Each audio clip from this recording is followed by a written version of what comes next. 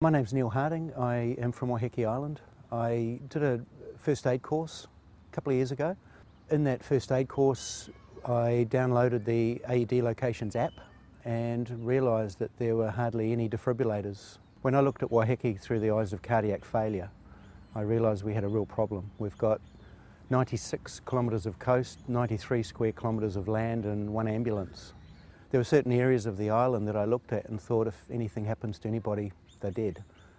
And when you look at the stats around cardiac failure, you've got 3 to 5 minutes, 10 minutes with good CPR to get a defibrillator to someone. I thought we've got a bit of a problem. But I would like to think that if we can put things in the right place, if that happens, we can help someone.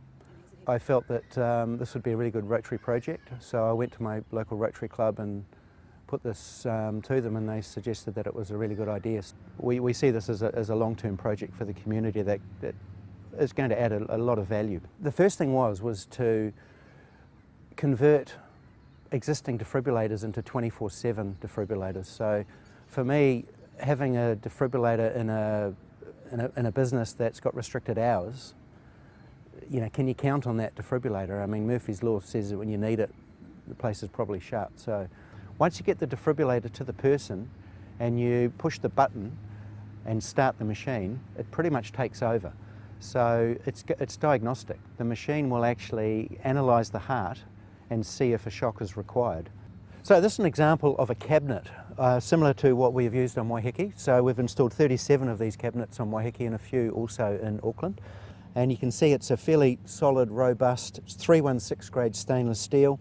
You put in an access code which you get from 111 operations when you ring them. They'll give you the code to open the cabinet. You then open the cabinet and inside is a defibrillator. And this defibrillator, or AED, an AED stands for Automated External Defibrillator. And this is what the defibrillator looks like. It's very, very simple to use. You push the button, it starts talking you through. There's adhesive pads that you take off that you'll then put on the patient. This is the shock button. If it advises that the patient receives a shock, this is the button that you push. The great feature with this defibrillator, which is why we've selected this one, it's got an adult-child switch. So children under 35 kilograms need a lesser for shock. So we switch it across to child mode if it's a child. It's normally set on adult mode because it's most likely that it's going to be required for an adult. Very, very simple, very easy to use. Anyone can do it. As first responders, the important thing is to get that defibrillator and get it onto the person as quickly as possible. And this is pretty much on the basis that if there's any delay in an ambulance, the person is alive when the ambulance gets there. And that's the critical point, is that what happens in the first few minutes before the ambulance gets there is probably the greatest determinant of survival outcome of that person. If I had my way, I would make it compulsory that every business had a defibrillator. The most important message to people is that this is really simple. It's not difficult. When someone collapses, it's obviously the worst case scenario for someone to collapse in front of you, particularly if you're there by yourself.